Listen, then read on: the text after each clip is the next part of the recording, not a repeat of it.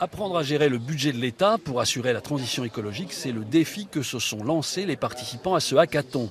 Sur 100 milliards d'euros de dépenses, trouver 10 milliards favorables à la transition écologique, et ce, au moment où les Gilets jaunes manifestent pour le pouvoir d'achat.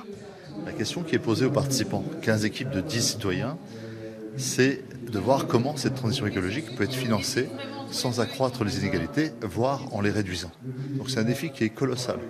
Trouver près de 100 milliards de mouvements budgétaires qui en même temps réduisent la fracture sociale et territoriale de notre pays. C'est ce à quoi s'attachent pendant près de 24 heures plus de 150 personnes venues de tout le territoire. Les participants sont loin d'être tous des spécialistes. Certains sont simplement des citoyens curieux.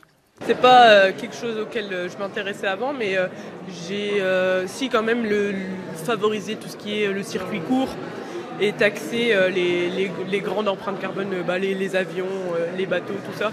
Quelles dépenses de l'État vous supprimez Par exemple le CICE, qui oui c'est vraiment un gouffre, apparemment ça sert à rien.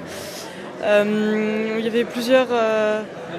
par exemple, rétablir l'impôt sur la fortune.